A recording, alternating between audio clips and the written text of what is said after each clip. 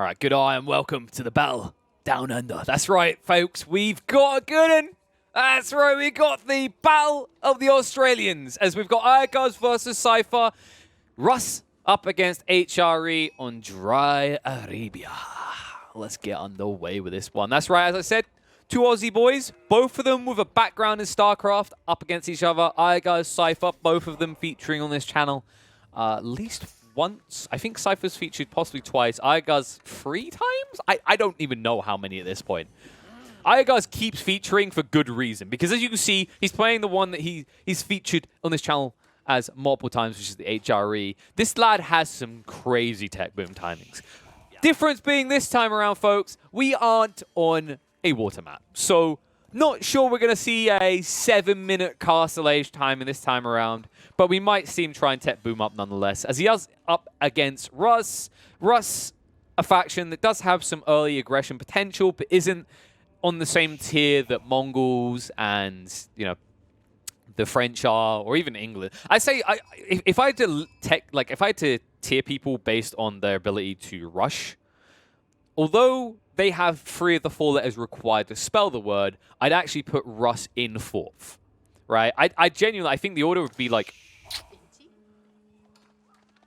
France, Mongols, England. I'm not like, and people are like, what? England? Yeah, yes, England. Because while their rush isn't as disgustingly like potent diving your TC sniping cities all the time style as like France is, they are still able to rush out because their tech up building is a military building that double produces units, right? So that's why I wouldn't put them up above the other two. Like, it's still a huge gap between France, Mongols, and then the 3rd place, because their longbow presence, like, while it's lethal and very scary, especially to new players, it's slow. It takes time, man. You have to run across that. You basically, what you do is you kick on the Lord of the Rings soundtrack, and you know that you are going to be burning through the whole trilogy by the time that you're in your opponent's base, having some severe impact. But when you are there, god damn it, it will be just like the final battle in Return of the King. All right, it'll be an epicness of epictude that will just siege down their base when you've got 1,000,001 barrack rams, if everything goes according to plan. If you don't, like, that's as long as you do the English, like, you know, rush opening correctly. You don't turn up at their base. You're like, I have defeated you, Sauron. And he goes, where's the ring? Yo, Frodo, you got the ring? All right, we left the ring back in base. We got Longbowmen. They move slow. We're going to run all the way back to grab it. We'll be back soon. But let's stop talking about England, right? Let's talk about these two sides, because HRE, they have that same kind of issue where if they left the ring back in the Hobbit Town, I mean, wow, that's going to be quite a long trek, as they usually rely around these infantry maneuvers in the early mid-game. Meanwhile, their opponent, now that is a faction that learned how to fly the eagles in the Lord of the Rings world, right? Because, of course, when you're playing as the Russ, you do have the option to go into the mobile military force by going via the Knights. And then, of course, when you get tech-free, you get the fabled and potent Horse Archers, which get even stronger, folks, in Tech 4 as you get the +2 tower range skill that you can research. So, that being said, I do think Russ, if we end up in a late-game situation here, is scarier, a lot scarier. But I think HRE booms a lot faster. So it's going to be interesting to see if Iaguz identifies this and plays for like a 20-25-minute timing maximum before we're talking Imp Age and 200 pop cap armies, right? Because that is where I will give Cypher the edge, because you can have Horse Archers, you can have Springalds with superior range if you go for the workshop, the Specialist Workshop on your Imp Age landmark. Meanwhile, when you're talking to HRE, their ultra late game is funky to me, guys. I always feel weird about some of their buildings. So if you look at some of them, some of them seem very OP. So Regnitz Cathedral is amazing. Yes, like the gold treacle, like you'll always take that. It's amazing. But it's all about generating economy later on over time, right? Whereas the whole concept behind the alternative, which is the palace that produces 5 units every production of it, seems really cool from like a Castle Age rush timer. It's just, it doesn't feel good to pass up the Cathedral, because also if you miss that timing, it's a completely wasted building, right, compared to the Cathedral that always generates. Now, the part that gets really wonky for me with HRE continuing on from that thought process in the late game is their Tech 4, right? You can either get the Palace or the TC. And the TC, by the way, the TC, if anyone who's actually built the economy landmark in HRE Imp Age, which is the town center that produces villages 75% quicker for 25% the cost. It sounds broken. The problem, the flawed concept of that building is that you're talking about a ridiculous influx of villagers at a ridiculous rate at a stage in the game where it shouldn't really be that relevant. Because you should be like 90 eco already, right? Around or close to that number. So the value you get out of that TC feels wonky. The problem I have, though, is I think if they would ever move that building to tech-free for HRE, it would be way too powerful. It would genuinely be the most broken thing in the game.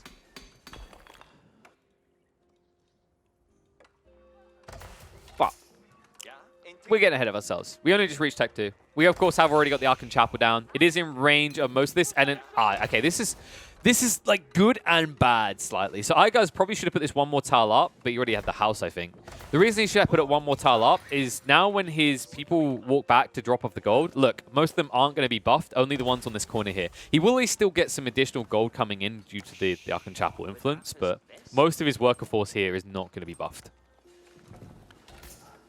That being said, Eco looking pretty well. Income per minute, yeah, he should have the advantage in most regards. I think this gold would have actually hiked up to Cypher's level if it wasn't for this whoopsie-daisy. I think this, by the way, this issue probably gets fixed if he put it 1 or 2 tiles further down, maybe, closer to the chapel. Then people would run in range dropping off their gold. But as it stands, his gold will eventually catch up to Cypher's, but he's not getting that full efficiency value. He is on the food front, however. Look at the difference here, folks. Income per minute.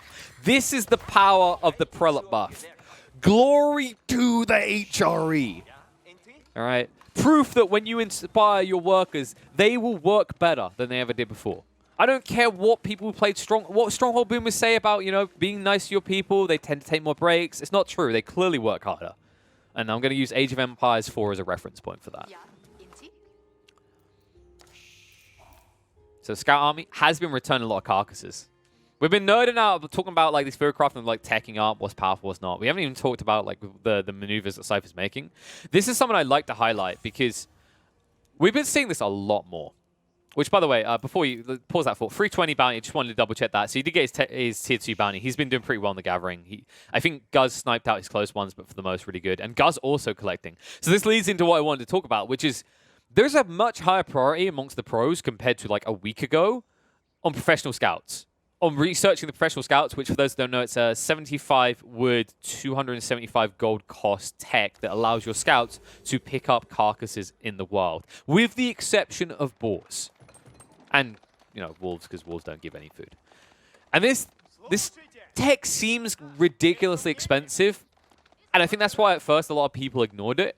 But then over time, I think what players have done, they've kind of just acknowledged it's a feeling thing more than just a numbers thing in terms of the value. Because what you do with this, what's so amazing about it is, remember, these carcasses are each worth 350 food. And remember, you gather quicker from deer than you do from sheep, from farms, from bushes. So it's actually a very efficient play. And when you just think about it from the trade-off of, like, you're trading 270 gold, 75 wood, you're trading 350 total resources to get like these carcasses. And even if you only bring back 1 carcass in that time, it gives you that much food. Now, of course, food can be argued to be less valuable than gold, but in general, the value, you can already just see it here. Like, look how many bodies he's got. This is such a value play. I don't feel like we're gonna go many high-level games seeing this not researched right. I feel like, if anything, this might actually get nerfed. They might actually increase the cost of this research, or move it behind Castle Age. I don't think they move behind Castle Age, but I wouldn't be surprised if they move it to a higher cost point, right? Maybe like, I don't know, 150 wood, 275 gold. Then it's a bit more pricey and you won't get it as early. Because he has 13! 13 deer carcasses. Folks, for those that are not able to do math, don't worry, math heads. It's like, it's over 4,000 food. Let's just put it like that. We don't have to compare. It's like, oh my god, this is so much food. And he's already teched up, by the way. HRE managed to make it as well. So both of them going for their religious buildings. One of these, of course, is able to produce monks, though. The other one is not. And this is a big deal, by the way. You should always, and I will say it again to re-emphasize it to people, always build the Abbey of the Trinity when you're playing against HRE. Reason being is you get these monks out, and they blaze it across the battlefield. They move at 1,000,001 miles per hour, at least by Old Man Wololo standards. And then they can yoink most of these relics before your opponent, the HRE player, who always goes right next Cathedral, can. But look at this!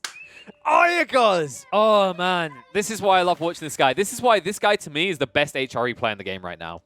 He done what I've talked about this multiple times whenever I'm watching HRE players, other HRE players. I want to see these early prelates move out to the relic locations, which is what he done.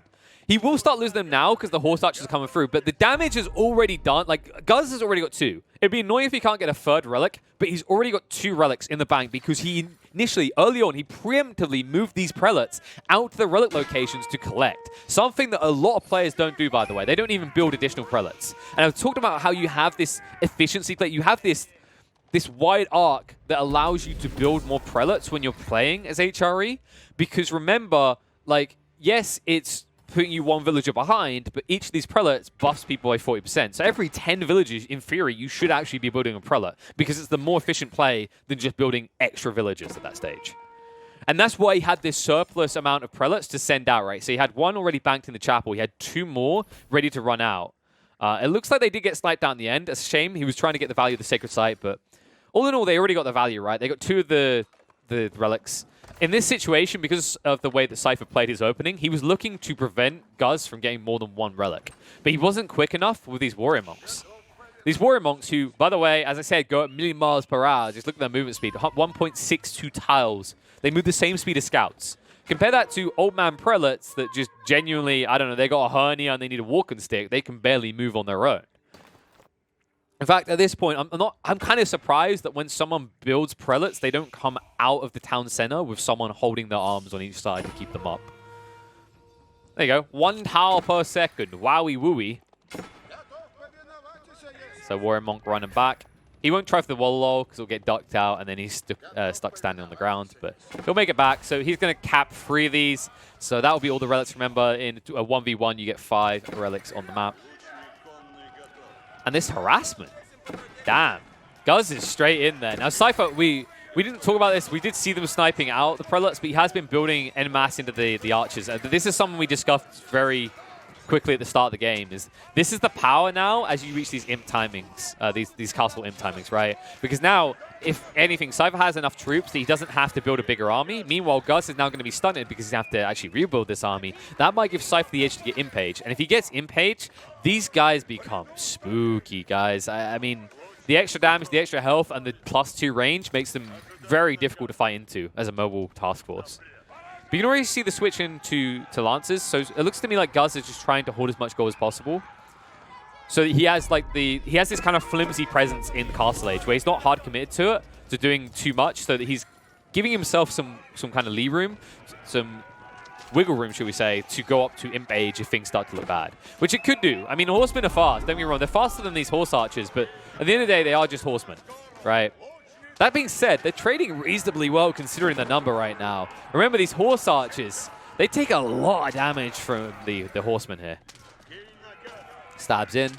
I think you're happy with this if you Guz. This will keep Cypher around in Tech 3 a bit longer, as he's going to have to rebuild these horse archers, right?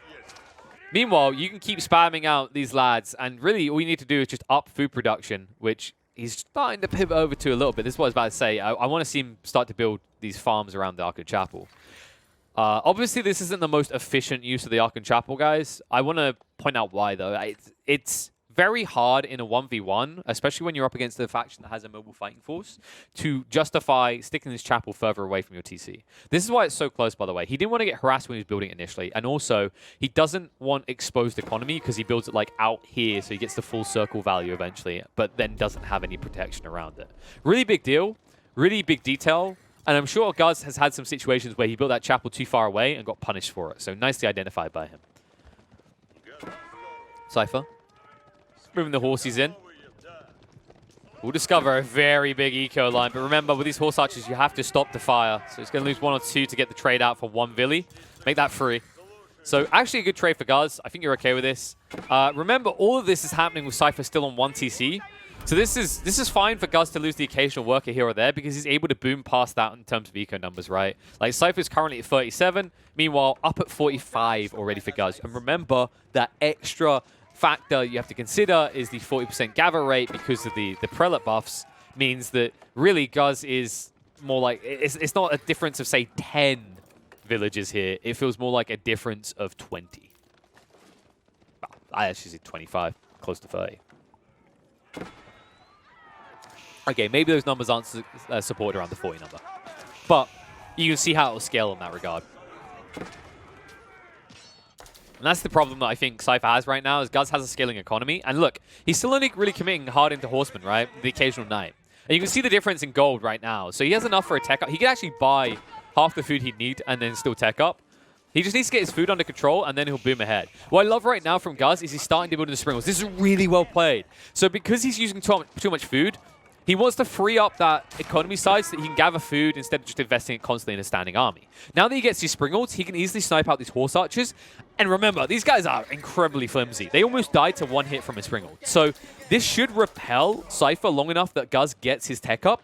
Meanwhile, Cypher, he might be forced to then replace an army again. And in fact, has already been divvying up some of his gold intake into building into these Springles so he has his own at the ready in case a mobile fighting force sneaks in on him.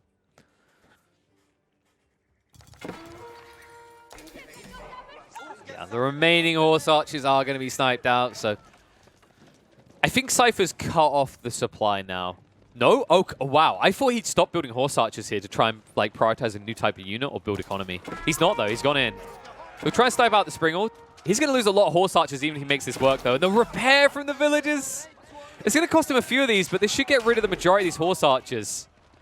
So all in all, not a bad situation if you're Guz. Again, just once again repelling the harassment that's coming towards your base. Because you know you have to be eco ahead, right? That being said, Cypher has done an amazing job of catching up on the gold front. He's actually mining more gold because the difference here is because Guz has been pinned into his own base, he's been struggling to actually utilize his economy to the fullest. In fact, you can see he's got these gold veins available, but he hasn't been mining them at all. He's been prioritizing other resources, which means that Cypher is now caught up in that regard. But both of them are getting a little bit hungry on the food front, right? There's a famine running through this land. I wonder if... Are we seeing more gold? No, this is... I do like to see hunting cabins built, folks, in these situations. The gold treacle is pretty amazing in these type of games. I think the only reason we don't see it more in 1v1s is because people, like... It's the same reason we don't see them get the resource gathering text, right? It's because, like, oh, I'm going to need 10 minutes to get my value out of that sort of thing. That being said, hunting cabins don't need that long. And that being said, there is a fight going on. Springles were sniped out. So Cypher, he shook his hand... Not late. Like, he was very protective of it, right? He didn't want to show these Springles. The problem is, because they were in Igor's base, his hand was shown so quickly, right? So they knew about these Springles. They counted out with their own, but these moves, they're sniping out all the Springles right now. So Guz is going to have the number advantage in terms of siege, but he's not got the number advantage in terms of horses right now. As he's going to be forced to back off again. Both of them still investing all their food, and a new Horse Archer army has arrived in Guz's base. We'll snipe out the Springald. And should be able to snipe these out one by one. So they will garrison. That's the one maneuver they do have. This might be a situation where Guz gets tempted to turtle fully by building into a fortress. And the reason this could be really good is if he builds into a keep, if you garrison a relic inside it, if you temporarily take it out of the cathedral, it will upgrade your keep. It'll increase his DPS. So the only problem with that is, of course, he needs to get enough stone to do that. And the problem with that is he's walling off the stone as well. So he's just completely hidden away behind his walls at this stage. I mean, this is going to be like one of those situations at this rate where, you know, the world is a terrible place. We'll close the world behind, and when you finally get out, you'll see the world has got hover cars, lasers, and they found a way to, like, just revive Steve Jobs. Meanwhile, you're just still living in the Stone Age, right? That's the concern I have right now with Guz's maneuvers here. But I think he doesn't have a choice when you consider how many Horse Archers there are. He just needs to try and concentrate them into a funnel point so he can counter them. But right now, these Springles are just getting burnt through quicker than they're getting value against the Horse Archers. Charge out. Just trying to repel them again. And trying to get rid of the Springles. Remember, these Springles will snipe out the Horsemen pretty quick. But I think now, Cypher's going to be the most likely one to tech up first. He doesn't have to replace his army anywhere near as quickly as Guz does. And you can see this, right? Like, the amount of forces left over, new Springles coming in with a few Horse Archers, and nothing really showing in the meantime for Guz. Like, he's trying to get his hands on a few of these Springles now, but he needs a much larger force than this to hold back what's coming. That being said, the one good thing for Guz right now is this force is terrible at taking buildings. So you can see the effect when they reach outposts. There is an advantage for Guz. So this isn't kind of like a scorched earth. This isn't me sacrificing terrain as I move back through my base, right? It's wholly just I hold my ground until Cypher brings something new. And Cypher is bringing something new. Well, he's bringing villages up. I would love to see him make a forward base here because he's had control of this area so long. We'll see if he does that now. Yep, there's the new. He is bringing in the Trebs. So this is the solution right now. He knows his opponent hasn't got a large enough military force. He knows he's not being contested anymore. So now he's just going to try and end this quickly before a new force can come out. And as long as he keeps bringing out Springles, he'll be able to actually counter out his opponent and protect this Trebuchet, which is already starting to go to town in the outposts. Keep in mind the siege will be delayed, by the way, because you are talking about the HRE, and there it is, emergency repairs. So you can't get in that quickly.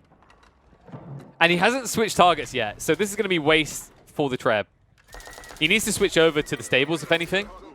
And Guz is now pop-capped.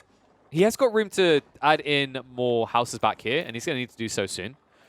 He's already behind by a decent amount, though. Remember, Cypher, it's like 35 military. Guz has like, what, 21? I'm surprised he's even 21 at this stage.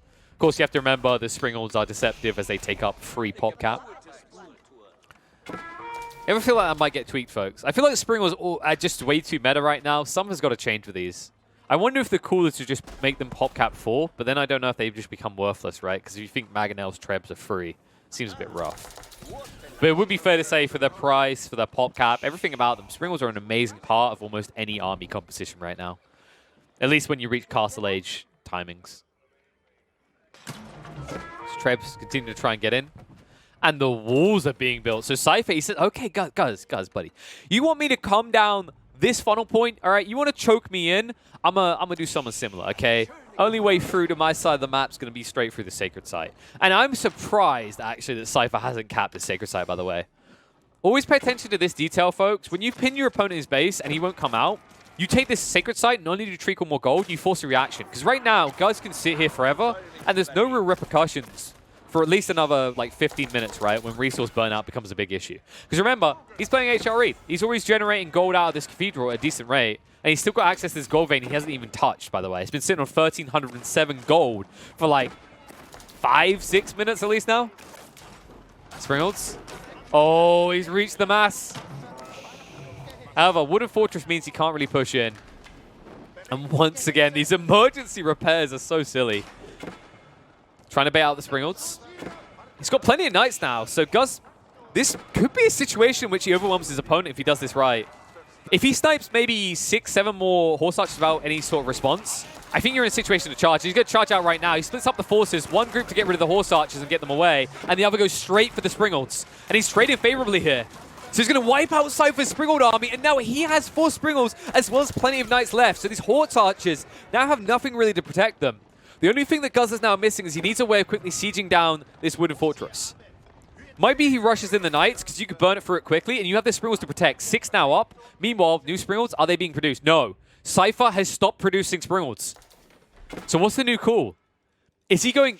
Okay, he's going full into Horseman. I respect this and appreciate this from Cypher. In a situation like this, his wood and gold, he needs to invest in some Springles, if anything. So this frees him up to just invest primarily the food only into a melee force. He has a decent amount of horse archers still. He just needs something to create a gap between him and that horse archer line so he doesn't get overwhelmed by the knights. These knights, which, by the way, because of their cost, are getting healed quite nicely by the prelate in the base right now. Now, this is... I would never advise this, but if your Springles have nothing else to do, folks, go for it. You can see how slow this is. He did stop the walling process, but most of it's done now. So he has to go through the center. And once again, look at this. There's still no cap here. Cypher still hasn't come over here to cap the Sacred Site. I don't know if is this because he might not have a Warrior Monk, actually. I think that's why. Yeah. So there's a reason why he doesn't have a Warrior Monk, folks. And it's because if you think of what his army composition is right now, he'd have a Warrior Monk as his front line. That's it. Now, Warrior Monks are kind of, you want them in the front line because when they attack, they inspire your units, they buff them up. But if they die, the inspiration goes away, right? So really, what you should be doing with Warrior Monks, you should be mixing them in with like a line of knights, of lance, of horsemen, of like your melee formations, whatever. So they keep giving that buff. But if he was to build Warrior Monks to send in to this fight here, he'd lose them straight away. So it'd just be wasted gold, right? I think that's why he hasn't done it. That being said, I would have still invested in 1 to send over to Sacred Site. Because if you think of how long he was in that choke point, that's probably an extra 400 gold for him. At least. In that time. And now the move out. So Guz now in control of the center. And I feel like this Springald force is at critical mass. Cypher's in a lot of trouble right now. I feel like he's just stopped producing. I mean, he has got new units coming out, right? But it feels like he's got nothing left. Remember, he never even he's got early nights coming out, right? So he didn't even tech these up. He's starting to now, which is going to slow down the production again. But right now, he's just stunting on food. He doesn't have enough people there. If you look at the income, look at the difference here, Guz. 3 times the amount, and that's how he's able to field this army, which is now charging into the Russian base. Wrap around from the horse archers, but plenty of Springalds to play with. And he splits up his forces because he can, because his knights have so much armor, and he has no armor piercing on the Russian side. Cypher trying to charge into the Springalds, but there's just so many here. Mangonel out now. But the problem is there's no clump up. Look how split all of Guz's forces are. He won't find value out of this catapult. He'll maybe find a little bit of value out of this horseman, but he only gets through 1 or 2 of these Springals before he loses the mass of his horse archers, and it looks like Cypher has lost the entire platoon at this stage, as there is no way to get through these Springalds.